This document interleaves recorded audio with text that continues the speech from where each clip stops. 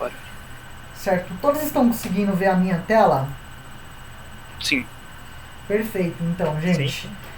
Aparentemente tem um aluno novo aqui, acho que Hanna, tudo bem?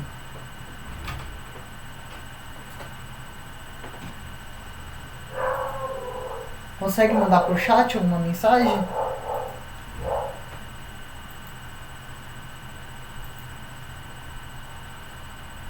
Certo. Acho Acho que eu que. tô aí. Vou esperar aqui, mas já vou estar iniciando as aulas. Bom, para quem não me conhece, sou o Leonardo, né? Quem está passando as aulas aqui para vocês.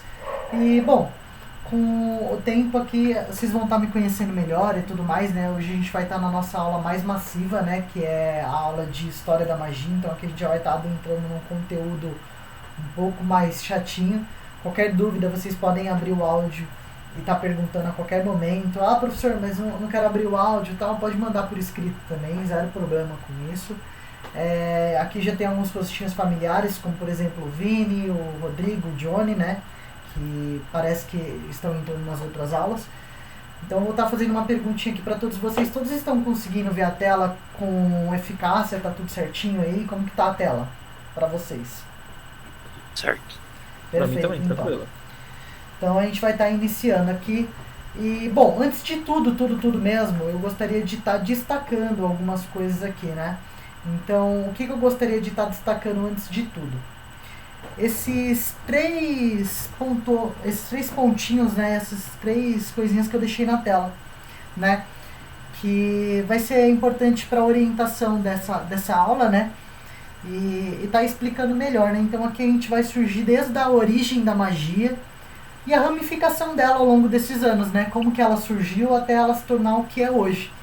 Ah, Léo, a gente vai acabar hoje com isso? Com certeza não. Hoje a gente vai iniciar a segunda aula de História da Magia, a gente vai continuar e por aí em diante, porque é um caminho muito longo que ela percorreu. E provavelmente aí a gente vai dar um corte mais ou menos no período feudal, onde começou a surgir aquele conflito com a igreja. E daí depois, mais pra frente, a gente vai continuar até chegar naquilo que a gente chama de neomagia, que é aquela magia nova que existe com uma proposta diferente, com uma orientação diferente, né, do que a gente tinha antigamente. Mas aqui a gente vai começar lá naquela magia tradicional. E quais são esses pontos que eu gostaria de destacar para vocês aqui? Na origem da palavra e o significado de magia, né? Então, bom, primeiro, a magia dentro do dicionário, né? O termo magia, como está escrito ali, ele é descrito como uma arte que visa produzir fenômenos ou efeitos extrafísicos e que caminham contra o efeito das leis naturais do mundo através de forças ocultas. Ou seja, é tudo aquilo que a gente gosta de chamar normalmente de fantasioso, né? Mas trazendo um pouco mais para a nossa realidade, eles são fenômenos, são efeitos que contrariam as nossas leis naturais de algum modo. E claro que isso a gente pode colocar em várias interpretações, como eu sempre disse em todas as aulas, né? Interpretações literais ou metafóricas. Mas de modo geral, é, qualquer tipo de evento extrafísico ou reconhecido até mesmo como milagre e aí em diante, ele pode ser visto como magia, tá? E o que é a magia no dicionário popular, né? Que já é aquele dicionário das pessoas, que as pessoas costumam enxergar como magia, né? Já dentro do dicionário popular, podemos perceber diversos conceitos que alguns se cruzam e outros são totalmente únicos. Ou seja, aqui a gente já tem uma discrepância de conceitos, né? Cada um costuma definir de alguma forma, né? Mas como a definição de que a magia na verdade é apenas uma ciência ainda desconhecida. Então o que seria, né, essa ciência desconhecida? Talvez a magia, no senso mais popular, seria uma ciência que é existente e que a gente só não tem o conhecimento necessário para destrinchar todas as suas formas, né? Então a gente vai começar no último conceitozinho aqui que eu deixei marcado, que eu vou estar lendo também para vocês, que o que é ciência? Ciência é um corpo de conhecimentos sistematizados, adquiridos via observação, identificação daquela coisa que foi observada, pesquisas em cima daquilo e a explicação de determinadas categorias de fenômenos ou fatos que a gente tem presente na nossa esfera dimensional, né, dentro da nossa esfera física. e formulados de forma metódica e racional, ou seja, esse conjunto, né, de passo a passo que a gente vai estar tendo para definir o que é a ciência, né? Então, se a magia, ela de fato, pelo dicionário popular, é uma ciência desconhecida, então ela seria exatamente aquela coisa que a gente observa, mas não identifica, não consegue pesquisar 100% sobre, ou até mesmo explicar em alguns casos. E é importante a gente ter esses 3 destaques iniciais para a gente começar a iniciar sobre a magia. E como funciona então a magia? A gente vai estar separando aqui em um total, se eu não me engano, de 5 fases nos primeiros slides. Então a gente vai estar tendo 5 fases onde a magia aparece na nossa sociedade, de modo geral, né? E, normalmente cada fase ela é ligada a algum lugar, né? A algum ponto em específico. Então quais que são essas fases específicas, né, que a gente tem da magia, né? Então vamos lá. A gente vai ter o primeiro relato de magia no mundo. Aqui vai ser em mais ou menos, não é uma data 100% exata, mas mais ou menos em 45 mil anos atrás. E como funciona, né, essa questão? Como que era a magia nessa época, né? Como que a gente relata a ideia da magia nessa época, né? O que era isso? Bom, há 45 mil anos atrás surge o xamanismo, a primeira atividade de metodologia religiosa tendo em vista como uma filosofia de comunhão com a natureza de modo geral. Então a primeira aparição da ideia sobre magia é um pouco vaga. Quando se trata do valor total que a magia hoje representa, né? Existem teorias que incluem o pensamento evolutivo do homem através de plantas de poder, né, que no caso seria aquelas coisas que vocês conhecem hoje como a ayahuasca ou algo do tipo. Alguém já ouviu falar aqui, sabe como funciona mais ou menos?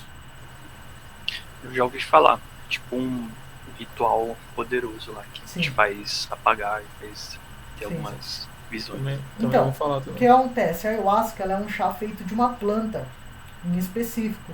E dentro da magia, com o tempo, eu vou estar explicando um pouco sobre essas plantas. Elas são chamadas de plantas de poder, tá? Que são plantas que têm o poder de tirar a nossa consciência do nosso estado normal e elevar esse nível de consciência. Então eu vou estar explicando como funciona. Tem muita gente que associa com cogumelos também, por aí vai.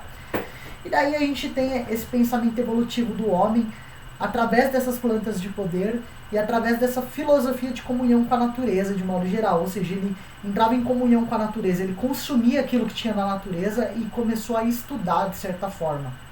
E uma outra ideia que a gente traz é o ganho da consciência através de um sopro divino, né, disso tudo, que os homens eles admitem que depois desse uso dessas plantas eles realmente adquirem a tal consciência. Então, em 45 mil anos atrás, quando o homem começou a criar um pensamento crítico em cima dessas coisas que ele convivia, isso é, ele passou a observar o seu ambiente e querer dominar o que tinha no seu ambiente, o que estava ocorrendo, através da sua percepção, nasceu uma corrente de atividade nova.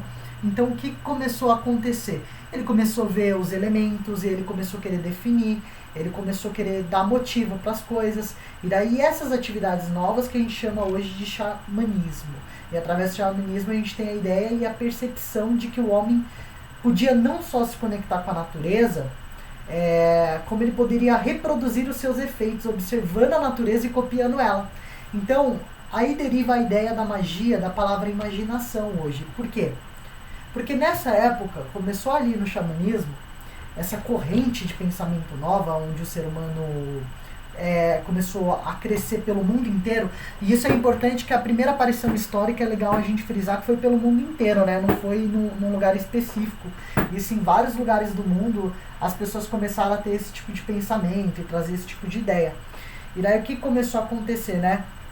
Dentro disso aí, essa comunhão com a natureza, né? O homem ele observava e tentava copiar o que acontecia.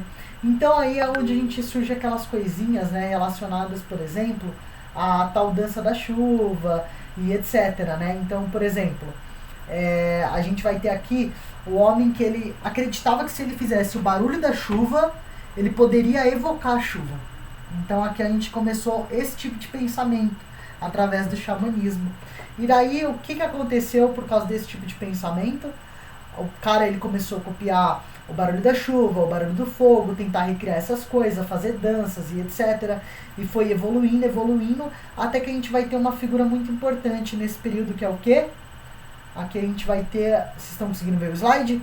A persona da época. Sim. Qual que era a persona da época, né? Isso é o que a gente chama. Quando a gente vai se tratar de um xamã, ou uma pessoa dessa época, a gente gostava de falar que era o animal hominal. O que é um animal hominal? É aquele primeiro homem que ele acreditava que os espíritos compunham partes do mundo e do universo. Ou seja, esses espíritos, para esse homem, estava presente dentro dos elementos, estava presente em tudo. E que esses espíritos seguiam essas atividades e essa filosofia. Então eles tornavam o ser humano algo mais próximo da natureza, algo mais animal. Então a gente chamava essa persona de animal homem, que seria essa tradução de animal hominal hoje. Então filosoficamente, esse nome animal hominal eram os homens que dominavam tudo que existia, como animais, plantas, e os classificavam por níveis de inteligência mística e o seu valor de criação divina. E isso foi se refinando ao longo do tempo. Então aí foi quando a gente começou a ter aquela coisa. Olha, o fogo é um elemento e tem um espírito dentro do fogo, mas a consciência do fogo é diferente da nossa. Ele não pensa igual a gente. A água é um elemento e tem um espírito dentro do elemento da água, mas ele não pensa como a gente. E daí ele começou a classificar em hierarquias. Ele colocou isso para plantas, para as árvores, para as coisas, para os animais. Foi quando começou a surgir aquela ideia do animal ser irracional e a gente ter racionalidade, porque é um projeto divino com maior força energética. Então foi daí que a gente começou a surgir a magia. E daí é importante que a gente deixe bem destacados nesse primeiro momento, nessa primeira fase que era do mundo inteiro. Quanto à primeira fase da magia, alguém tem alguma dúvida, alguma coisa, a gente pode pular para a segunda. Enquanto está tranquilo. Por enquanto, tranquilo? Então daí o que vai acontecer aqui? Já que está tudo bem para todo mundo, a gente já vai entrar na segunda fase. E como que foi essa segunda fase? O que aconteceu, né, de fato? Aqui na segunda fase, ela surge de modo refinado, essa magia. Então, ou seja, ela já não é mais desse jeito. Antigamente era muito precário. A magia antigamente não era exatamente uma magia. Era aquilo que a gente chamava de filosofia ainda, né? Era uma forma de ver a vida diferente. De atribuir que os elementos tinham um certo poder, de que você copiar o barulho daquele elemento poderia fazer uma evocação desse elemento no ambiente, e por aí vai, né? Então ali era uma ideia do animal hominal, né, ainda. Mas depois, o que acontece que muda, né, a história? Surge então a ideia de adoração de símbolos. E isso surge na Mesopotâmia. Então na Mesopotâmia, alguns dos antigos xamãs, né, que eram esses caras que tinham essa filosofia, começam a refinar essa filosofia deles. Começa a modelar, melhorar, né, tudo aquilo que ele tinha. Então, por exemplo, ele tem lá toda aquela ideia do ambiente, como que ele funciona, como que os espíritos agem. E daí ele começou a pensar, tá, se um espírito age de determinada forma, eu quero adorar esse espírito, mas preciso representar ele de alguma forma. E daí começa a surgir a ideia de simbologia. E daí as simbologias começam representando a um deus e fazendo, através daquela imagem, a evocação daquela energia ali presente. Então, se é um deus do fogo, ele rezar para aquela imagem que é o do deus do fogo, vai estar trazendo a energia do fogo para ele. Se é um deus da água, vai estar trazendo a energia da água para ele. Então isso na Mesopotâmia começou a melhorar. Então aqui na segunda fase a gente tem a ideia mais concreta, mais direcionada, de como foi iniciando todo esse processo da criação da magia. Começou a deixar de ser uma filosofia normal e passou a ser uma coisa um pouquinho mais refinada, entendem? Começou a virar uma coisa que começou a ter mais perspectiva, por assim dizer. E daí o que tem aqui? A criação e a descoberta, né? O que é essa criação e descoberta? Então, segundo a história, passou a ser criado deuses e dali novas descobertas. Então, eles começaram a criar deuses, começaram a descobrir mais coisas, começaram a entender como funcionava, e daí aqui a gente vai ter uma coisa muito importante. Agora eles rezam, então eles começam a fazer coisas novas. Eles começam a fazer rezas, sacrifícios, promessas, respeito aos símbolos e crenças menores. Então o que acontece? Eles começam não só entender a natureza, mas eles começam a adorar a natureza, rezar para aquele espírito da natureza, fazer sacrifícios, promessas. Eles começam a trabalhar com aqueles elementos da forma que eles acreditavam naquela época ainda precária, mas um pouquinho mais refinada. Então eles começaram a trabalhar da forma que eles acreditavam. E para que eles faziam isso? Para ter prosperidade, para ter boa colheita, para conseguir tomar decisões justas, para ter proteção em suas casas. Então eles começaram a ter tudo isso, né, nesse momento e levar isso para frente. E por aí em diante, então, tivemos uma adaptação de pensamento mágico, onde aqueles espíritos agora existem em um local e agem de determinada forma. Suas atitudes podem ou não agradar a pessoa. O que significa isso? Significa que agora a força da natureza ela não só existe. Ela pode estar presente em espírito naquele lugar com a pessoa, e além dela estar presente em espírito com a pessoa naquele lugar, ela pode agir de determinada forma que pode te agradar ou não, porque é uma entidade de consciência agora, ou seja, as forças da natureza, os espíritos, as coisas têm consciência e para cada um serve um determinado propósito, ou seja, não é mais bagunçado, a gente começou a ter de forma mais refinada isso tudo. Então vamos lá. Aqui foi a segunda fase, então a gente vai estar entrando depois aqui na nossa terceira fase. Por hora, alguma dúvida sobre a segunda fase? Também não, mano. Estamos entendendo bem? Então, a criação dos deuses, assim, das mitologias foi em relação à magia, então. Sim. Teve Em sua maior parte, sim. Claro que aqui a gente vai ter vários outros continentes. A gente está falando da Mesopotâmia, antiga. Então a Mesopotâmia foi onde começou a surgir essa ideia da magia atual. Mas claro que em outros lugares estavam surgindo outras histórias, outras coisas em conjunto. Imagina que aqui é aquele mundo precário, aquele mundo inicial, onde as pessoas ainda não tinham muita noção das coisas. Mas aqui foi onde começou a parada mágica. A magia surgiu na Mesopotâmia, então? Surgiu no mundo inteiro e se refinou na Mesopotâmia. Entendeu? Porque ela foi uma filosofia, como na primeira fase. Ou seja, na primeira fase a gente traz a ideia da filosofia da magia. Ela nasceu com essa filosofia. E daí, depois na Mesopotâmia, eles começaram a pegar essa filosofia e refinar ela. Transformar ela numa coisa mais bonita. Agora ele não só acredita na magia da forma que ele vê. Agora ele adora deuses, agora ele adora imagens, ele faz promessas, sacrifício, ele começa a trabalhar com isso, entendeu? Entendi. Então é aqui que a gente vai ter essa primeira diferença, né? Léo, eu sei que você não lapidou ainda essas questões, tipo, de cada opção, mas, por exemplo, o sacrifício, ele veio de começo por tentativas? Tem algum estudo sobre isso? Então, deles saberem que o Sim. Então, os sacrifícios, eles começaram através da retribuição. Eles acreditavam que se uma entidade ou uma força era muito maior do que você não podia fazer uma passagem para ela de algo sem que tivesse nada em troca. Então, em alguns momentos, surge a ideia de sacrifício como jejum, abstinência, os animais e por aí vai, porque acreditava-se que por ser uma entidade de força muito maior do que você, para você oferecer algo para ela, você tinha que sacrificar algo em troca. Era como se fosse uma moeda de troca. No mundo dos vivos, eles tinham moedas. No mundo dos mortos, como que você oferece algo em troca, entendeu? Foi mais ou menos dessa ideia que começou a surgir os sacrifícios. Tinha um lance que eles colocavam moeda nos olhos dos mortos, né? Sim. Isso vai surgir um pouquinho mais pra frente ainda. Até então a gente não tem essa parte tão refinada, né? Mas isso vai acabar surgindo um pouquinho mais pra frente. E daí o que vai acontecer aqui? Eu vou estar entrando na terceira fase para trazer essa ideia toda. Qual que é a terceira fase? Sai da Mesopotâmia e vai pro Egito. E aqui a filosofia ela já é super desenvolvida. O que significa essa filosofia super desenvolvida? Nesse ponto, essa filosofia já estava desenvolvida num ponto que agora existia templos para adorar aqueles deuses, não era de qualquer jeito. E eram específicos templos para cada adoração. Então eles interagiam com aqueles deuses que já não eram mais como uma conexão de suas energias, sabe? Mas na verdade eles acreditavam que o Deus ele estava realmente presente ali, naquele local. Só que de forma não material, entendeu? Então não era mais aquela coisa, eu rezo para esse símbolo e a energia desse símbolo me leva ao poder daquele Deus. Ele acreditava que quando ele rezava para o símbolo, Deus estava lá, presente. Pode falar.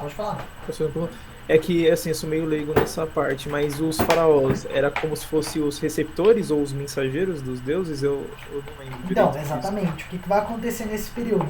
Nesse período a gente vai ter uma coisinha aqui, ó, que vai ser a partezinha que eu vou estar acrescentando nesse slide com vocês. Estão conseguindo ver os slides? Sim. Então, aqui, ó, a gente vai ter o surgimento disso aqui. Vocês estão lendo? Reca. Uhum. Mas a gente vai ter a Reca não como um deus. Isso é importante a gente separar, porque existe um deus com o nome Reca. Aqui a gente vai ter a Reca como uma tradição. O que, que é essa tradição da Reca, né? O que, que significa Reca? Vocês estão conseguindo me escutar bem? Sim. Perfeito. Sim, sim. A Reca, ela passa a ser uma organização. Ela passa a ter algo um pouco diferente. Então, nesse momento, acreditavam que podia existir mais tipos de corpos, né? Que não necessariamente só o seu corpo material. E esses corpos que compunham os deuses, eles acreditavam que esses corpos que os deuses tinham era uma alma, era um espírito, já não era mais aquilo que eles estavam vendo. Eles acreditavam que as forças conectadas aos elementos eram forças espirituais a partir de agora, e não forças físicas, entende? Então começou a mudar, e com base nisso passou a existir a Reca, que era o pensamento mágico egípcio. Era tudo o que dizia a respeito da magia espiritual. Mas não era ainda uma religião, porque no Egito as coisas ainda eram muito bagunçadas. Isso porque tinha muitos sacerdotes, muitos deuses, muitos templos diferentes. E dependendo de época para época, quem estava nesse poder sempre puxava a corda mais para um deus ou para outro. E acreditava numa coisa mais específica e por aí vai. E como era complicada essa situação, isso criava um problema de não sabia-se mais se ia ter uma hierarquia entre os deuses, como funcionava. Então eles começaram a trabalhar nessa situação, tentando hierarquizar os deuses, tentando hierarquizar as coisas, mas não conseguiam exatamente. A única coisa que eles tinham exatamente uma hierarquia é esse ponto que você falou. Através da Reca existia os faraós, os sacerdotes, as pessoas que eram responsáveis pelo templo. E essas pessoas que eram responsáveis pelo templo, elas tinham uma soberania mágica. Não é que só ela podia comungar com essas forças, todos podiam. Mas ele tinha uma soberania, como se fosse um padre hoje em dia dentro de uma igreja. Todo mundo tem aquele contato com o divino, todo mundo tem aquele contato com a ritualística do local, mas de forma geral, o que acontece de diferente aí? O padre ele tem uma certa autoridade espiritual em cima dessas coisas, entende? Então, por causa disso, por causa dessa autoridade espiritual que ele tem dentro da igreja, ele cria uma certa hierarquia entre as pessoas.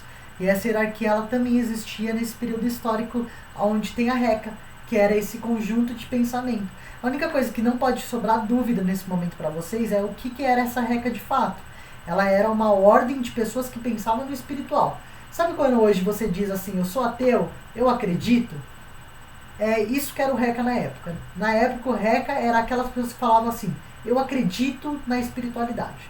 Mas não era exatamente uma religião, ainda era muito precário, mas ainda já existia aquela refinação na filosofia.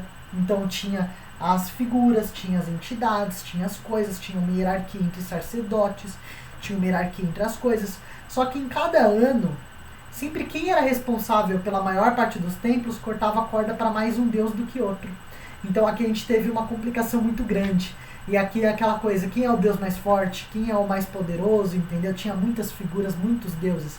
Em cada templo era de um deus específico, cada sacerdote acreditava mais numa coisa do que outra, sabe? Então era bagunçado ainda a organização espiritual, mas a filosofia já era uma coisa bem refinada, entende? E daí é onde vai surgir aquela ideia do que o Rodrigo falou, né? Da questão dos olhos, né? Da moeda. Vai surgir um pouquinho mais pra frente, mas começou mais ou menos aqui, aonde a gente vai ter a ideia da diferença toda aqui, que são a ideia de mumificação e a ligação mágica. O que é isso? Logo em decorrência desse período todo, a gente tem a ideia da mumificação, porque eles tinham um cuidado com o corpo físico, acreditando que se não tivesse algum tipo de sofrimento ou dano no corpo físico, aquilo poderia um dia até voltar para o seu corpo. Porque agora que eles acreditam em mais corpos, eles não acreditam mais que exista só o nosso corpo material, eles pensam, poxa, existe dois corpos. Existe um corpo material e existe um corpo que não é físico, que é um corpo extrafísico, um corpo astral. Então, aí eles começaram a ver a necessidade de preservar o seu corpo material. Porque se agora você simplesmente não morre, você continua vagando em consciência, você pode ter contato novamente com esse corpo de algum modo, e eles acreditavam que danificar esse corpo físico poderia ser até uma forma de danificar o seu corpo astral. Então isso não era saudável. E porque não era saudável, eles começaram a fazer uma coisinha que é essa tal mumificação, essa preservação do espírito. Aqui alguém tem alguma dúvida nessa terceira fase? Eu ia realmente perguntar sobre a mumificação. Aí você respondeu. Já foi então. Eu só tenho uma dúvida. Eles mumificavam os faraós em si porque eles acreditavam que eles eram uma divindade, correto? Ou eu estou enganado? Eles acreditavam que ele era... É porque eles acreditavam não exatamente uma divindade, mas uma espécie de portal energético. Uma pessoa que conseguia criar essa ponte entre a divindade e a pessoa. Sabe? Entendi. O que se refina para incorporações mais para frente, por aí vai. A gente vai ter uma ramificação espírita dentro dessa ideia também. Então a gente vai ter várias ramificações aí no meio, mas é mais ou menos isso. E daí era essa ideia de preservar o corpo. Por que tinha que preservar o corpo dele? Porque se a partir desse momento a alma dele vai para algum lugar, essa alma pode voltar pro corpo, entendeu? Agora não existe mais só o corpo físico, existe o corpo extrafísico, que é aquele corpo que está fora ali, que está existindo em um outro plano, em uma outra dimensão, entendeu? Que está existindo de uma outra forma. Então, só fazendo uma recapitulação breve, como que começou? Olha como vai criando forma as coisas. Começou lá com um cara falando, olha, a natureza é diferente, e a gente chama esse cara de animal hominal. Então vai ser aquele cara que olhou para a natureza de forma diferente, começou a reproduzir os barulhos dela, começou a fazer as coisas igual ela. De repente, uma dessas pessoas que acreditava nessas filosofias lá na Mesopotâmia começou a lapidar, falar, poxa, se eu acredito num elemento, numa coisa, eu posso trabalhar com a energia dessa coisa simbolizando. Então ele começou a fazer o símbolo e acreditar que quando eu falava com esse símbolo ele trocava energias. E de repente essa filosofia ela fica muito boa. E o que acredita é que você não só troca energia como aquela entidade, aquele espírito daquele elemento, daquele Deus, daquela coisa, daquela força da natureza está lá presente. Só que não de forma física, porque a partir de agora existem mais do que um corpo. Existem corpos extrafísicos, corpos que não são o corpo material. E daí por causa disso a gente tem a RECA, que é a organização de estudo. São pessoas que cada um traz um pouquinho, cada um fala um pouquinho, começa a desenvolver, é bagunçado, mas do meio da bagunça começa a surgir essa ordem. Começa algumas pessoas ter mais uma vertente, ter mais ou menos ali, entendeu? Começou a surgir nisso. Então essa foi a nossa terceira fase. Pode falar? Esse estudo da RECA em si, Sim. ele era liberado apenas para os egípcios ou o pessoal do mundo inteiro poderia... Não, qualquer um que se identificava no mundo inteiro como alguém dentro da espiritualidade podia adentrar no Egito. Inclusive isso vai acontecer em alguns momentos da história, que eu vou estar até citando aí mais pra frente, vocês vão ver. Que são pessoas que foram entender como funcionava a espiritualidade dentro do Egito. Mas aonde vai dar a diferença? É que esse nome Reca, ele surgiu dali, entendeu? Mas basicamente isso significava você falar que você acreditava em algo. É que nem alguém quando pergunta, você acredita em magia? Hoje você fala, eu acredito. Então você estava dentro da estrutura da Reca. Você acreditava em magia, entendeu? A Reca por hora era isso.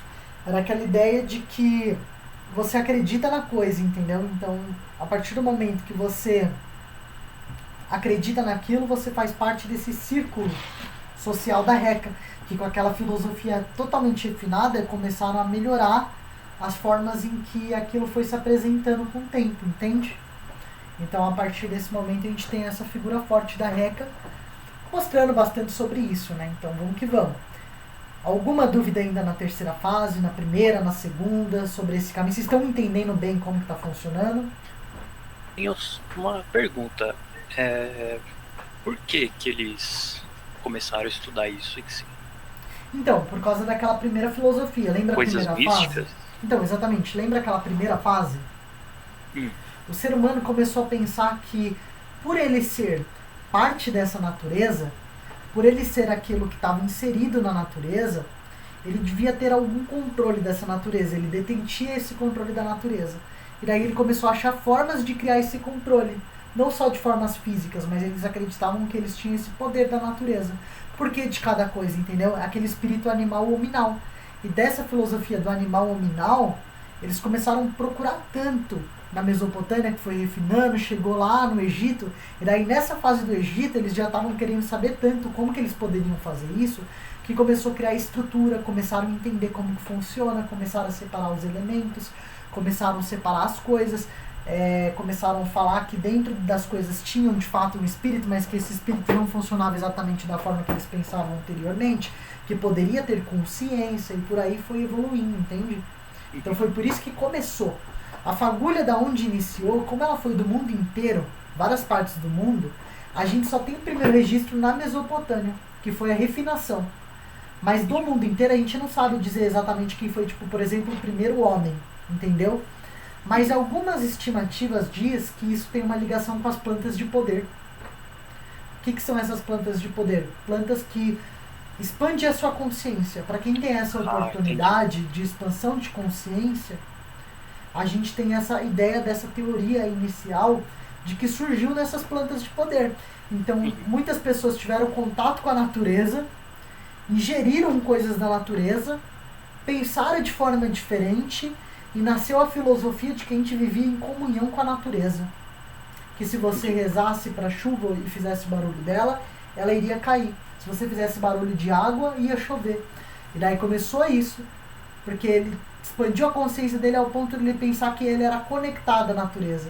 E daí com isso foi desenvolvendo teorias, foi desenvolvendo coisas.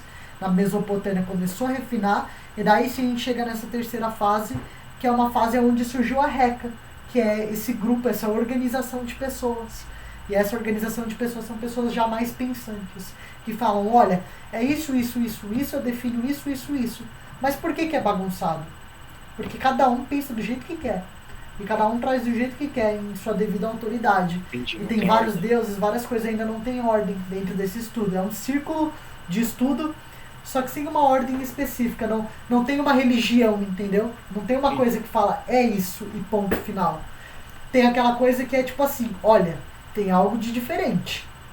O que é exatamente, cada um explica de um jeitinho diferente também.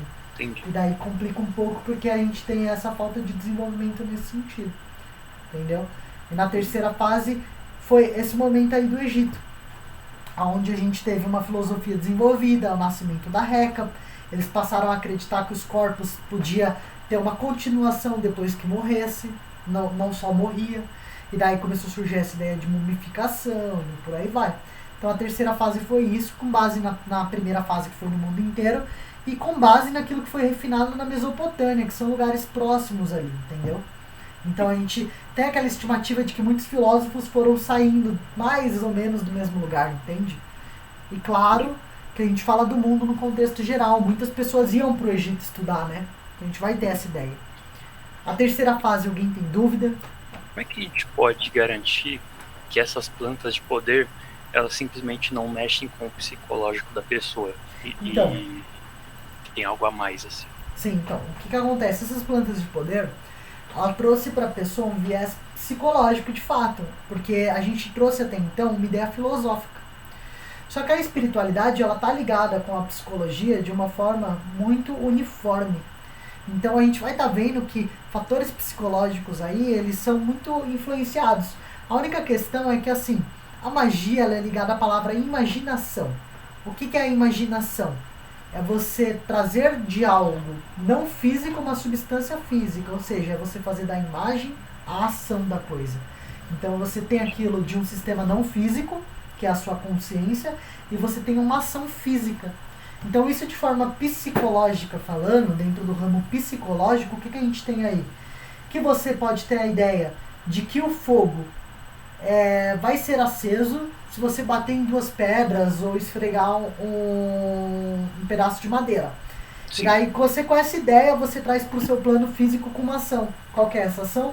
Fazer de fato aquilo que saiu da sua mente. E daí o que é isso? É a psicologia da coisa, é o seu ramo psicológico. A espiritualidade na expansão de consciência dessas plantas nesse momento só traz a ideia de que talvez o ser humano possa projetar a realidade de uma forma mais eficaz. Entendeu? Assim como a gente continua evoluindo. Hoje a gente não precisa esfregar uma madeira ou bater duas pedras para fazer fogo. A gente tem um isqueiro. Sim. Entendeu?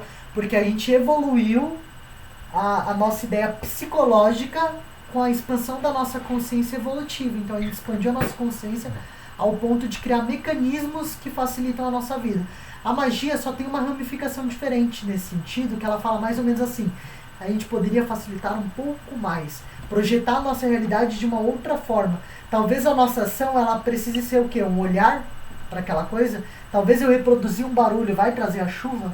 Então por isso que a planta de poder começou a ter essa ligação.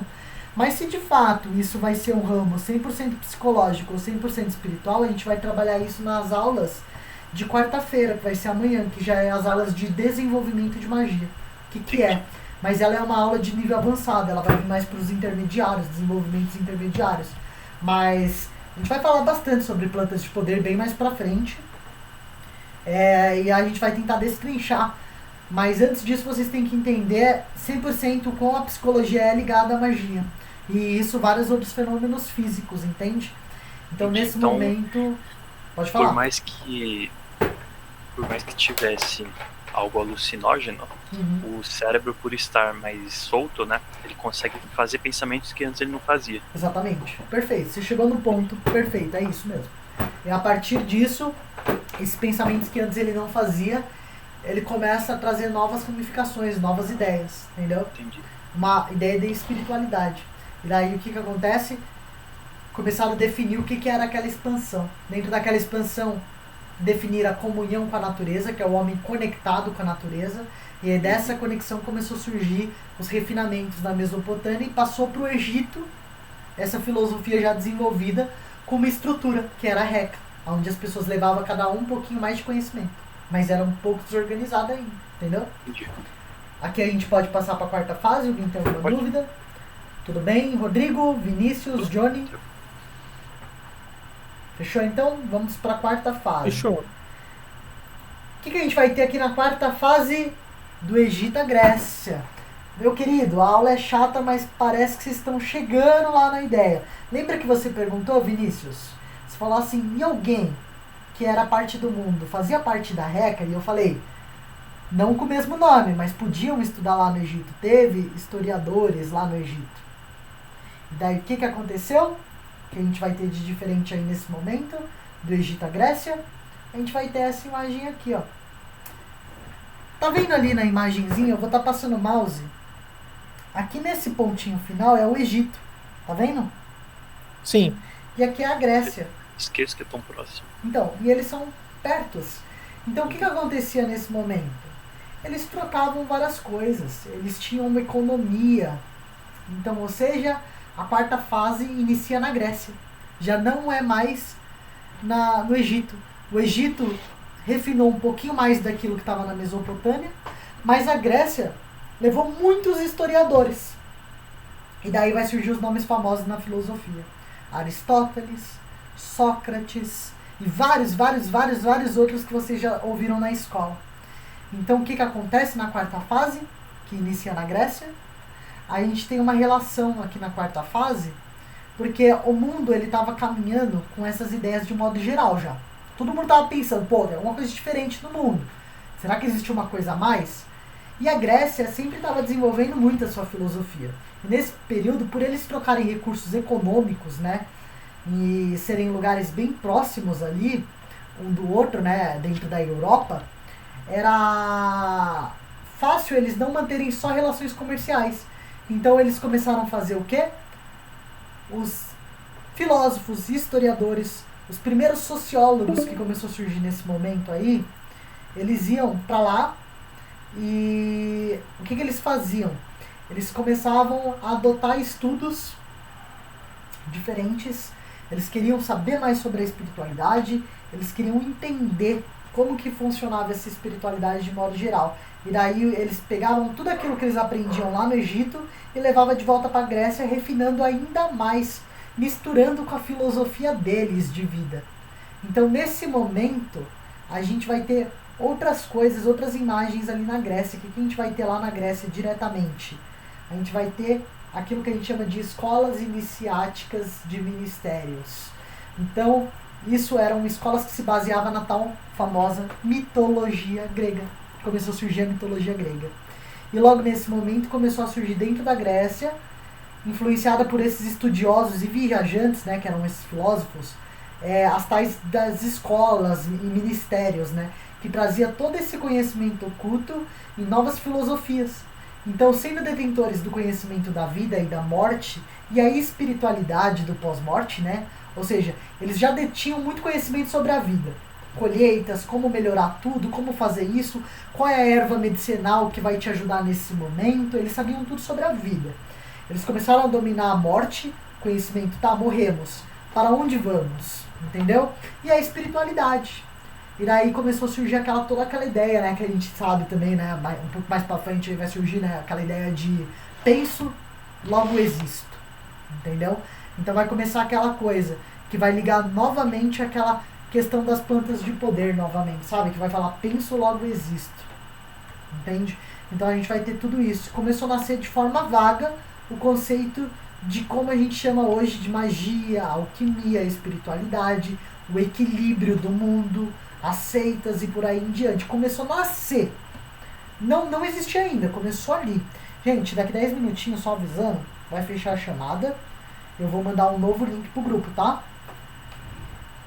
Tudo bem. Tudo bem? E daí esse novo link vai servir como uma chamada para ver quem realmente tá e quem não tá. Acredito que todos estão. Então tá tudo certo, mas vamos lá, vamos continuar. Então o que aconteceu aí nesse momento? Começou a nascer essa questão toda, né? Então a gente vai ter a primeira ideia ali, né, de magia, com esse nome, né, de fato, magia, mas ainda uma coisa bem precária, uma ideia bem pouco escrita. A galera chamava isso ainda muito de filosofia. E daí a gente vai ter o quê? A extensão do conhecimento e do conceito de magia no princípio. Além do conceito místico, as escolas iniciáticas também passavam conhecimentos das forças naturais. Então o que eles faziam ali? Eles também praticavam colheitas, agricultura. Por essa razão começou a nascer a espiritualidade e a ideia de elementos em seu conjunto. Então aquela coisa do homem observar a natureza, observar os elementos, as coisas, começou a ter muita força com os elementos. E aqui a gente dividiu o mundo em 4 elementos em específicos, que era a água, a terra, o fogo e o ar. Então começou a ter elementos mágicos, que são diferentes dos nossos elementos periódicos. E isso a gente vai aprender em desenvolvimento da magia, tá? E por que são diferentes. Então, ou seja através de estudo, visões mágicas na prática, mitos ou diversas outras ideias, que foi se perdendo com o tempo, né? Então a gente vai ter essa ideia aí de elementos que eram regidos por forças da personalidade humana. Ou seja, cada humano tinha uma força elemental. Cada humano era um ser humano de água, um ser humano propenso à energia do fogo, um ser humano propenso à energia da terra, ou um ser humano propenso à energia do ar. E isso começou nesse momento a nascer dentro da personalidade humana, onde a gente vai destrinchar em signos lá mais pra frente, né? Que a gente tem os signos, as coisas e por aí vai, né? Então, a gente vai ter aqui nessa nossa quarta fase esse momento, né? Em que, além do ser humano ter uma inclinação com esse elemento, ele também era capaz de dominar esse elemento. Por que ele era capaz de dominar esse elemento? Porque ele fazia parte da natureza, ele fazia parte desse elemento. Entende? Aqui na Grécia, vocês têm alguma dúvida de como que foi essa história, esse trajeto? Acredito que a Grécia é a mais fácil de todas, porque é aí que a gente inicia na escola normal. Quando a gente está iniciando a escola, que a gente começa as aulas de filosofia, é aí que o seu professor começa as aulas de filosofia. Claro que ele não fala sobre magia e essas coisas, mas ele começa aí, nesse momento, falar o que era a filosofia. Daí é onde surgem aquelas figuras. Aristóteles, Platão, Sócrates e por aí, né? Os períodos pré-socráticos, socráticos, pós. E por aí começa a surgir toda essa história e esse trajeto, né? Então aqui tem alguma dúvida ou não? Aqui pode passar. Tô de boa. Então, tudo bem. Também tô. Então, aqui o que a gente vai ter? Os conceitos dos elementos, né? Que é metafórico e vago. Por que metafórico e vago? Porque aqui a gente não sabia até que ponto dominar os elementos significava fazer fogo com 2 pedras ou criar fogo com uma projeção mental. Você fechar os seus olhos e criar do nada. Então a gente tem essa ideia da metáfora. E a filosofia por si só trabalhava muito, muito com ideias metafóricas. Então a gente vai ter essa origem aí metafórica. E daí o que acontece? Enquanto nesse momento a Grécia está assim, a gente permanece na quarta fase. Mas aonde? Na Europa. Parece que nesse momento a coisa foi ficando séria. Porque não era só mais em um lugar. A Mesopotâmia estava pensando assim, tinha pessoas espalhadas no mundo pensando diferente, não da mesma forma refinada. A gente já tinha o Egito mais pra frente, que era super refinado, já as ideias nesse momento. A gente vai ter a Grécia, que estava com grandes estudiosos alimentando muitas coisas. E daí a gente vai ter lá, entre a Irlanda e a Turquia, a Europa inteira, da Irlanda até a Turquia, pessoas que também saíram da Grécia para explorar o mundo e criar novas ideias, que é onde surge a ideia de magia dentro do druidismo. Já ouviram falar do druidismo celta? Acho que eu não ouvi falar. Druidismo celta é um tipo de religião que a gente tem hoje em dia, né? Ligada à magia. Então a gente tem várias religiões mágicas hoje em dia. A gente tem a Wicca, a gente tem os druidas, a gente tem as bruxarias tradicionais, a gente tem espíritas, a gente tem várias. O druidismo celta é uma delas. E é ali que surgiu, na Europa, nesse momento. Como que surgiu? Lá desde a Irlanda até a Turquia. Então nesse momento, o negócio foi ficando mais sério.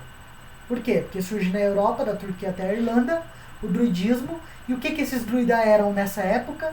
Eles eram sacerdotes dessas regiões, que visitavam as pessoas de diversas tribos.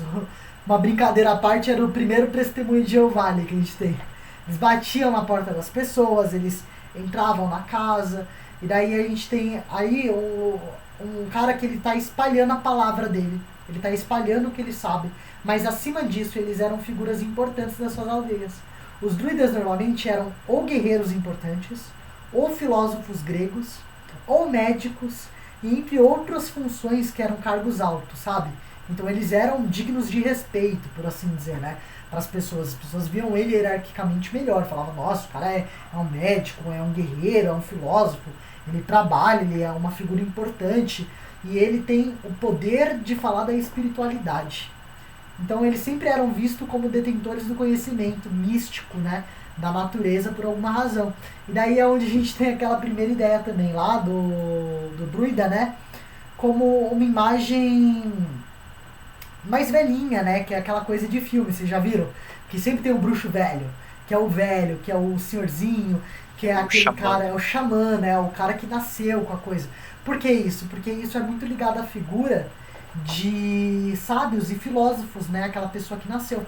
E aqui, cara, vale até falar uma coisa que não tem nada a ver com magia, mas eu acho que eu já cheguei a comentar uma vez ou outra em outra aula, para algumas pessoas, para aulas que não são ligadas a de magia, né? E eu acho legal trazer esse fato para vocês.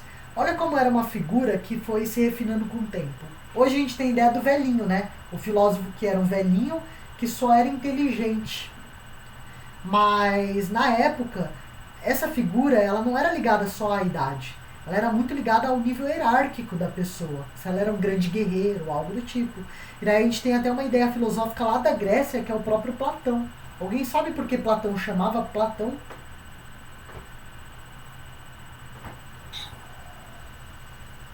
Acho que tinha alguma relação com que ele era fisiculturista também. Exatamente. Exatamente. Platão, ele era um dos caras que aprendeu a fazer uso do próprio corpo de uma forma muito sábia. E por isso, ele tinha um corpo muito refinado e forte. Por causa disso, ele era chamado de Platão, que era um apelido, na verdade. E esse apelido ele é muito ligado às placas, né, tectônicas e essas coisas. Pessoal, vai fechar daqui 4 segundinhos a chamada, eu vou mandar um novo link, tá?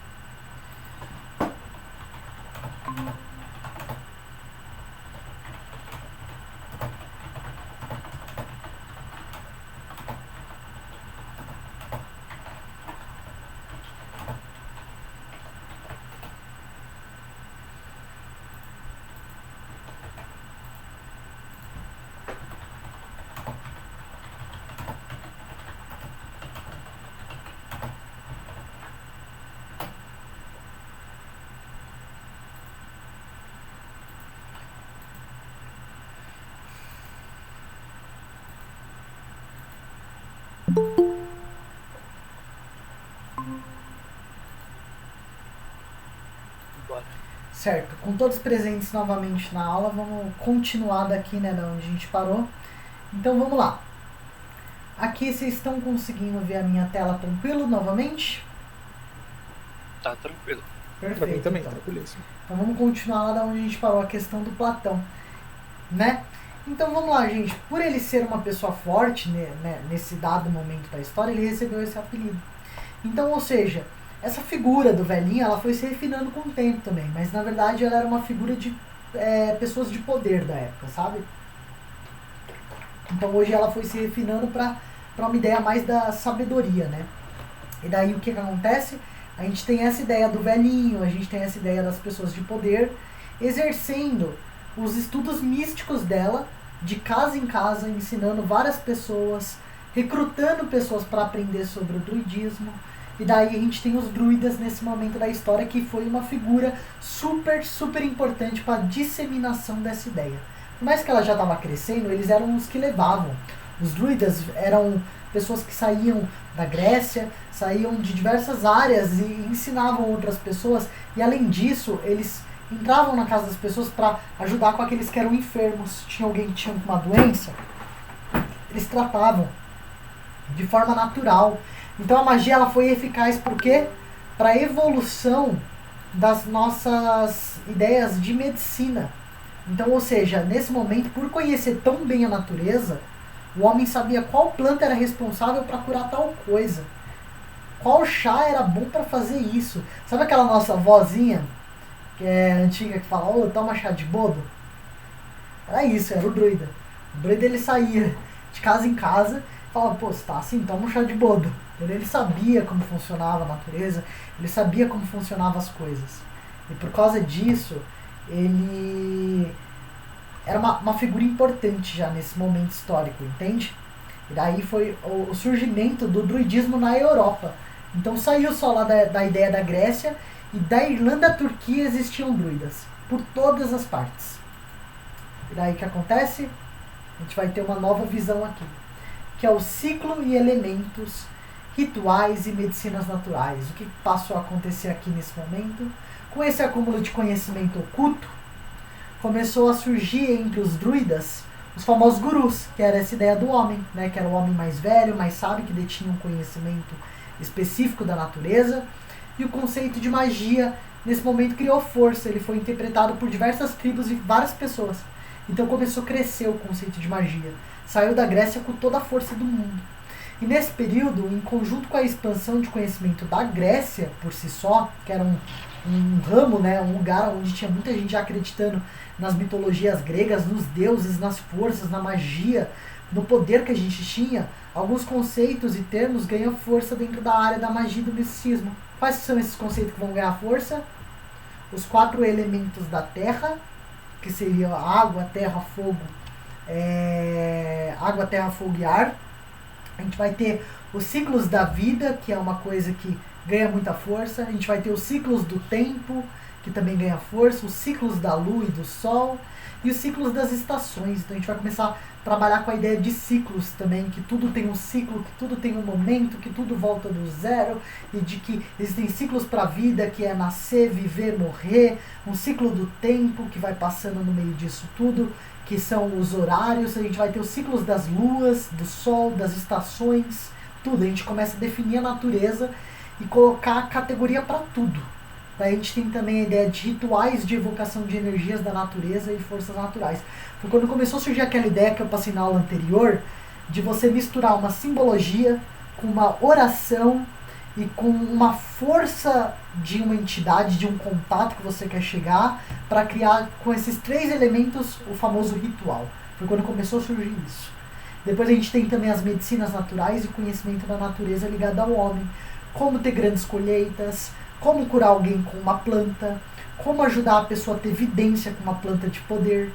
Começou a nascer essa estrutura. E a gente também tem as pequenas noções de evidências, dons, habilidades mágicas, começou a surgir tudo. E essa expansão chegou até a França, Inglaterra, Portugal, Espanha, praticamente toda a região, inclusive ao longo dessa área toda, existia ali algo que era muito importante na história da magia, que nos leva para a nossa quinta fase, que foi uma galera que era druida, que chegou em um ponto crucial ali, que daí a magia não só era uma força de conhecimento, quanto podemos afirmar que foi um povo essencial para o sobreviver dessa cultura, que são os povo nórdico. Finalmente, isso foi destrinchando no final ali, para toda essa área que vocês estão vendo no slide. Vocês conseguem ver? Lá na área da Noruega, da Dinamarca, Escandinávia, Suécia, Islândia e algumas áreas da Alemanha. Então o que aconteceu? A gente cai na nossa quinta fase, que aqui a gente começou a ter algumas coisas a mais, né? Então após algum tempo desse desenvolvimento dessa filosofia e cultura, chega então nessa região nórdica, que começa a juntar coisas e criar mais coisas. Então era boa parte da Europa, boa parte da Grécia, da Mesopotâmia e agora com o povo nórdico. Chegou a cultura no povo nórdico. E agora que chegou essa cultura no povo nórdico, como que vai mudar essas coisas? O que a gente vai ter de diferente aqui agora a partir desse momento? A gente vai ter uma coisa que não é tão nova, mas que passa a ser um pouco nova, que é o que? As famosas escrituras mágicas, que são runas e o Ogan, né? O que é o Ogan e essas escrituras? Vamos lá. Ali então vai surgir as famosas runas. Vocês já viram em filme os vikings, algumas coisas assim? Na cultura pop? Ogan? Não, as runas. As runas já, mas Ogan não. Vou explicar o que é. O senhor comentou sobre formas de adivinhação que a gente tava começando a ir a parte da Europa e sim. Eu lembrei que uma das formas de adivinhação também era o surgimento do tarô. Sim, e agora vai para as runas e para o Ogan, que também é uma forma de tipo uma forma de adivinhação também. Sim, perfeito. Cara, você foi legal agora nessa, hein, Johnny? Bola dentro, cara. O que acontece? Começou a surgir todas essas questões, essas formas de adivinhação. E daí lá na área nórdica a gente vai ter as escrituras mágicas. Que daí surgem as runas. Que a gente tem em séries essas coisas. Provavelmente alguém já deve ter visto. Isso é muito popular na cultura. E o que acontece? Elas eram como se fosse uma escritura, uma forma de escrever, só que escrever magia. Era escrever de forma mágica. Dos vikings e dos nórdicos. Então ela se baseia diretamente em um alfabeto que já existia na época. O alfabeto druida, que era esse alfabeto chamado de Ogan, a qual servia para os oráculos fazer as tais adivinhações que o Johnny falou. Então o que acontece nesse momento? A gente tem as adivinhações através do Ogan, que era um alfabeto dos druidas, né? Então eles tinham algumas coisas. Mas daí os vikings pegaram esse alfabeto do Ogan e refinaram, deixaram mais bonito, melhoraram, fizeram disso, fizeram daquilo, e começou a surgir o famoso, né, lance lá das runas, o famoso vikings que se baseavam nas runas, os berserkers, os guerreiros vikings, que a partir desse momento pega e escreve nas coisas deles com as runas para ganhar poder, para ganhar força. Então uma curiosidade é que o conhecimento desse alfabeto, alguém quer falar? Abrir o áudio? Pode falar, Johnny. Eu lembro assim vagamente que vem da história de Odin, que ele se pendurou na Yggdrasil, acho que durante a árvore da vida, através para adquirir conhecimento para as runas. Sim. Então, e essa ideia desse conhecimento, ele foi o refinamento que foi feito no alfabeto do Ogan, entendeu? Ele foi quando começaram a refinar esse alfabeto, e por isso que mudaram. Então, ou seja, isso também é importante você inclusive falar, porque a gente pode ressaltar mais um ponto aqui, que por mais que um deriva do outro, eles são diferentes. Eles têm finalidades diferentes, né? E o que acontece? A gente consegue tirar de um a base que teve no outro, mas mesmo assim eles ainda são diferentes. E uma curiosidade que tem desse alfabeto, sabe o que é muito importante? É que ele existiu por causa desse desenvolvimento nórdico do Ogan para as runas, porque na quinta fase os druidas estavam basicamente extintos. Então, por assim dizer, né, por causa do Império Romano que abominava os druidas, né, a gente começou a surgir o Império Romano, que é a igreja, eles falavam que os druidas viviam com uma prática pagã. E isso por causa do surgimento do cristianismo, né? A qual acredito que tem uma má interpretação. E mais pra frente eu vou estar explicando um pouco mais sobre o cristianismo também, porque teve uma influência para derrubar essa ideia mágica, mas também não foi de todo mal. E a gente vai conseguir estar destrinchando um pouco disso. E daí como que a gente vai estar trazendo essa questão dessa curiosidade? Por os druidas estarem quase extintos, a cultura nórdica está adotando ideias diferentes. Uma pontuação interessante aqui que o Johnny trouxe era essa questão, né, da cultura deles, né, trazer a vivência desse alfabeto diferente. A gente começou a ter adaptações, mas um acaba que derivando do outro. E daí a gente tem o Ugan, que evolui para as runas nórdicas, ainda com algumas linhas de pensamento que a gente pode observar entre as duas, mas que servia para oráculos, e que agora não passou só a servir para oráculos, mas passou a servir também para escrituras mágicas. Então ele servia como uma espécie de evocar aquela energia, evocar aquela força. Essas runas eram usadas tanto para rituais, eram gravadas em corpos, eram gravadas em armas, e dava para aqueles que tinham na arma a magia, o poder, a proteção e a força de ataque. Aqui nesse período a gente tem os famosos berserkers. Já ouviram falar dos berserkers? Só em ficção.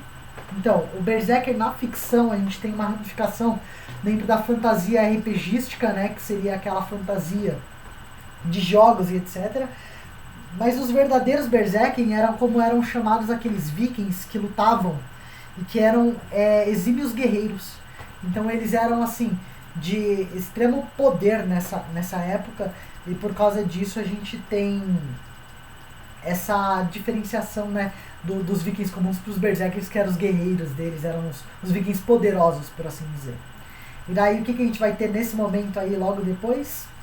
Agora vai chegar num ponto mais crucial da história, que vai ser uma fase que a gente vai estar trabalhando com a extinção dos druidas. O que acontece nesse momento da história, né? Pode estar passando para o próximo slide, vocês têm alguma dúvida sobre esse? Algum ponto a mais para colocar também, que nem o Johnny? Que é importante vocês colocarem esses pontos que vocês veem, que daí não passa nada batido, a gente tem uma construção bem firme de como que aconteceu. Alguém quer colocar um ponto, quer perguntar alguma coisa? Acho que não. Professor, eu já tinha visto, acho que antes, eu não sei se é real mesmo, mas eu já vi alguns vídeos usando peles de animais. Dos vikings, né? Mas sim. eu não lembro se tinha alguma coisa relacionada ao xamanismo, porque eu acho que eles usavam essa pele de animal como se fosse uma proteção. Sim. Como se eles usassem, como se fosse um animal de poder deles, sim. ou para pedir poder. Então, sim, exatamente. Eu não sei se tem a ver mesmo com o xamanismo ou se é cultura pop, porque então, é meio difícil de distinguir hoje em dia. Então, tem a ver. É uma imagem real isso que acontece, né, dentro da cultura nórdica, né? Uma imagem não, é uma literatura, né, por assim dizer, é uma ideia real. Aconteceu. Inclusive eu vou explicar ainda nessa aula. Vamos chegar lá pro finzinho, eu vou estar explicando como funcionava essa questão, você vai gostar bastante. Envolve bastante e é real. Já te adianto que era real, que existia isso. Aí eu vou estar trazendo um pouquinho mais pra frente. Que vai ser bem no finalzinho aqui. Que vai ser o período feudal. Pode passar pro próximo slide? Alguém tem mais alguma dúvida? Pode. Então eu vou estar passando aqui pro próximo. Daí quando eu chegar lá nessa parte aí eu vou te lembrar. Que eu vou falar, acontecia, lembra? Você vai lembrar. Vamos lá. Daí a gente tem aqui o período de alta conversão na Europa. Então o que vai começar a acontecer? Nesse momento, né, de alta conversão da Europa, vem a vinda de Jesus Cristo na história. O Império Romano foi convertido e, como explicado anteriormente, né, basicamente varreram essa filosofia da história. Os druidas em toda a cultura, em movimento, foi banido praticamente, porque era uma prática pagã para eles. Eles não aceitavam. O cristianismo achava isso errôneo, achava isso errado, ainda estava começando a nascer também a ideia do cristianismo, né? E a gente tem aqui uma ideia de que acabou sobrando apenas alguns que passaram a agir de forma oculta. Ou seja, o primeiro surgimento da ideia da palavra ocultismo. Para quem tem uma ideia ou uma curiosidade do porquê que chamam de ocultismo, foi por isso. Porque tinha que ser debaixo dos olhos da igreja. Qualquer tipo de prática assim. Era uma prática oculta. Então surge aí a primeira ideia de ocultismo. E lembrando que isso perdurou desde o surgimento de Cristo até mais ou menos o ano 900.000 da era cristã. Ou seja, além dessa conversão, os ataques aos cultos pagãos, ele foi imenso. E tem na Europa praticamente em um todo convertida. Então a Europa toda, que era quase um lugar lotado de druida, passou a ser convertida quase que num todo também. E daí começou a ter o quê? Umas guerras territoriais entre os povos nórdicos e as realezas que eram convertidas pela Igreja Católica Apostólica Romana. Então o que acontece nesse momento, que foi onde deu uma pegada feia pra galera, que foi onde começou a ver quem vai sobreviver? Lembra que eu disse que o povo nórdico era muito importante nesse momento? Esse povo nórdico tinha uma função gigantesca para essa função, né? Para a gente sobreviver à cultura. E o que era essa função gigantesca? A igreja atacava todos, mas com o povo nórdico era diferente. Era uma guerra, não era só um ataque. Porque o povo nórdico era um povo dominador. Eles invadiam lugares, eles invadiam igrejas. Eles não foram bonzinhos, a gente não pode passar essa mão na cabeça também. Eles estupravam, matavam, eram violentos. A igreja, quando conseguia fazer o mesmo, por muitas vezes também eram violentas. Então era guerra. E no meio dessa guerra a gente começou a fazer o quê? Perdurar a nossa ideia magística. Como que a gente começou a perdurar a nossa ideia magística? Algumas pessoas vivendo com a ideia do oculto, né?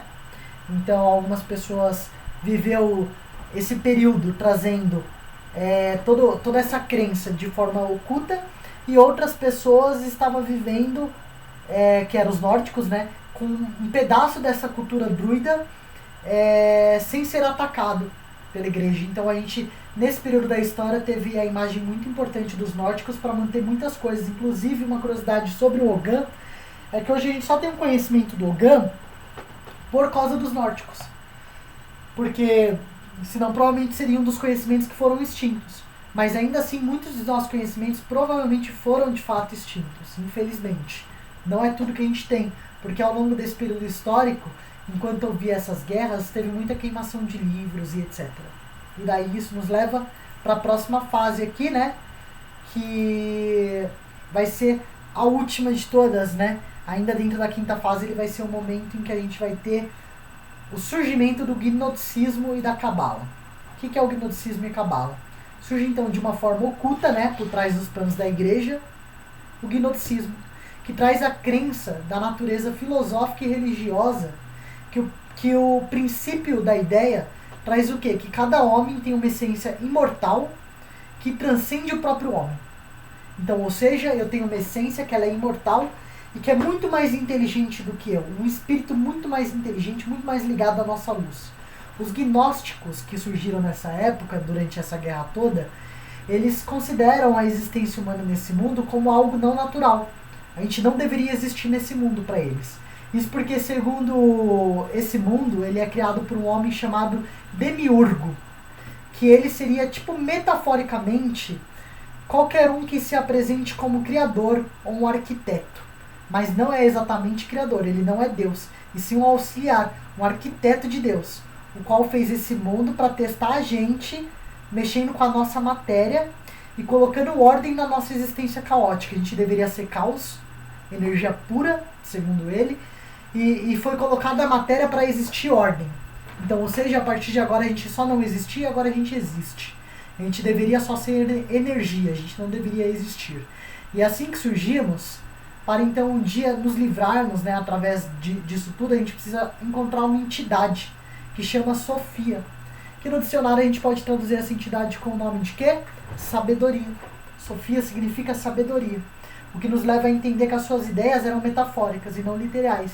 Demiurgo era um arquiteto que fez o nosso mundo, ou seja, é a barreira da nossa mente, e quando a gente atinge a nossa sabedoria, a gente evolui ao ponto de estar acima da nossa matéria. Isso é, o caos que a gente vem ou a gente volta. A gente vem do caos e a gente volta pro caos. Mas não um caos que todo mundo interpreta, que é aquela coisa ruim, sabe, prejudicial. É um caos de que as coisas são só complexas demais pra gente interpretar no nosso mundo. Logo em seguida, com base nisso tudo, surge também a Cabala, que é o misticismo judaico. Então os judeus também estavam sendo caçados, alguns pela igreja, e o misticismo judaico antigo, que aprimora nesse momento histórico, baseia-se em um pouco de tudo que foi colocado nessas 4 fases aí do desempenho todo, né, do budismo e etc. E ele se espalha a 1200 anos depois de Cristo, quando os judeus que eram perseguidos conseguem fugir do Oriente Médio para a África e passa todos os seus conhecimentos para os cristãos. Então aí a gente vai ter uma parcela de cristão que conhece os verdadeiros judeus e eles explicam como que funciona isso tudo. E daí o que acontece? Eles descobrem sobre os conhecimentos esotéricos dentro da própria escritura da Bíblia. Eles falam, nossa, a Bíblia tem conhecimento esotérico. A Bíblia tem um conhecimento que é muito parecido com aquele druidismo, que é muito parecido com o povo nórdico. E daí eles começam a entrar nessa contradição e tal, e surge o que aí? Os primeiros alquimistas da história.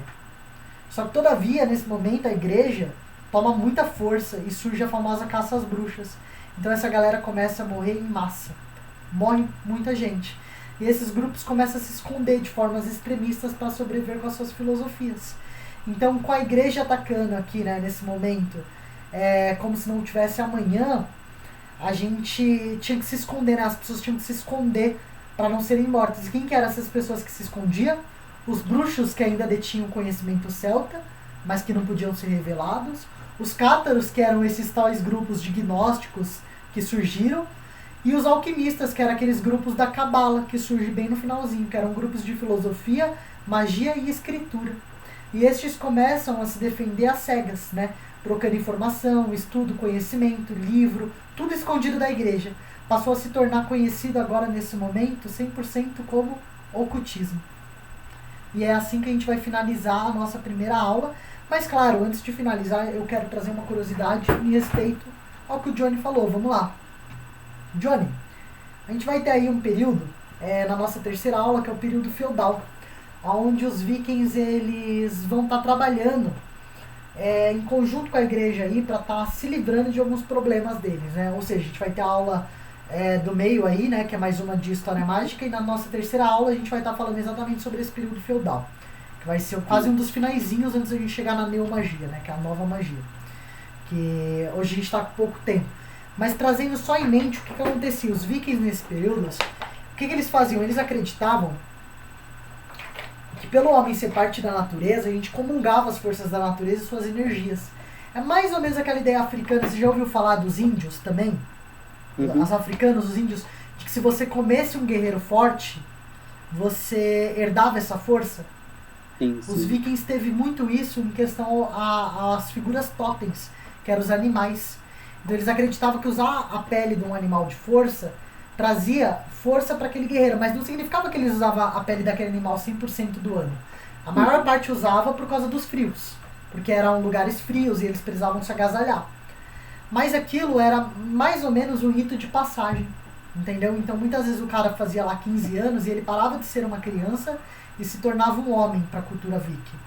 E como ele se tornava um homem, nesse momento o que ele fazia? Ele fazia uma passagem. Ele usava a pele desse animal durante a cerimônia, após o sacrifício, para se demonstrar como um homem de poder, como uma força que se conectou àquele totem animal. E daí a gente tem essa figura, entendeu? Entendi. Então, o que acontece nesse momento? Eles acabam usando como áreas ritualísticas. Mas, no geral, não era só ligado ao ritual. Mas daí também não tinha uma relação só mágica, né? Tinha essa relação mágica, né, do uso da pele durante o ritual, mas ao longo do ano eles usavam muito por causa das questões climáticas. Lá era muito frio, entendeu? Então, por ser um ambiente frio, lá, né, com o povo nórdico, a gente teve o uso dessas peles também como agasalhos para os guerreiros e etc. A gente tinha o uso do sangue em muitos rituais também. os vikings usavam sangue para fazer o ritual, então muitas vezes eles usavam sangue desses animais, acreditando que também desse sangue descendia a força. A gente teve aquela ideia também que a gente tem na África, que a gente teve dos indígenas, de quando você adquire, né, quando você come a carne de um guerreiro, você herda as habilidades, a força daquele guerreiro, né? Então o que a gente passa a ter nesse momento? Tudo isso. Então por causa disso, ela realmente é uma informação verídica. Tanto que em uma das nossas aulas de filosofia eu vou abordar muito essa questão. Vai ter uma aula de filosofia que a gente vai falar sobre a introdução da nossa magia real à cultura pop, né? Porque realmente esse jogo de informação é um pouco complicado da gente pegar exatamente o que é real, o que não é, né? Inclusive aquela ideia dos vikings de usar chapéu com chifre. Alguém sabe sobre isso? Eu não sei o motivo que eles usavam. Então, aí que tá a brincadeira, né? O X da questão. Eles não usavam, era a cerimônia. Se fosse fazer um ritual específico, num dia específico do ano, talvez eles usavam como uma forma de cerimônia. Mas, de fato, eles não usavam isso.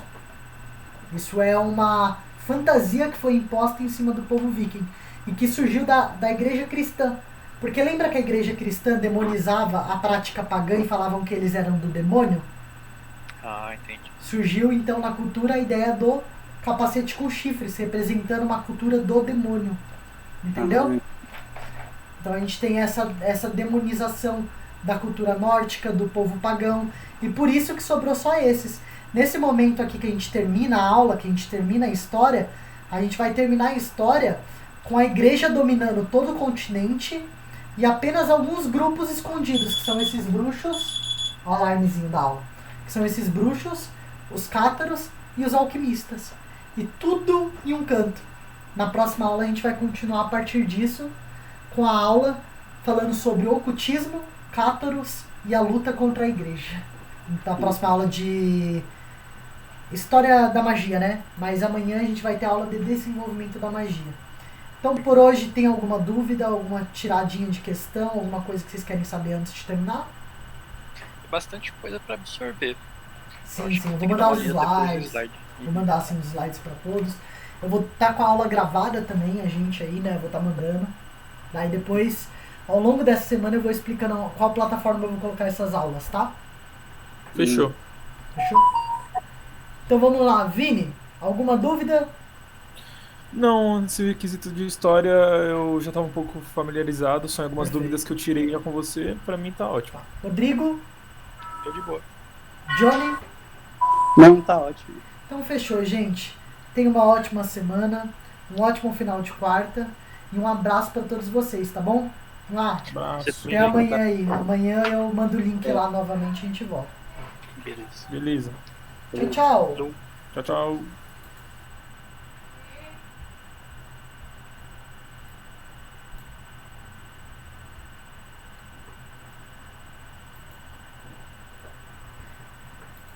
Finalização.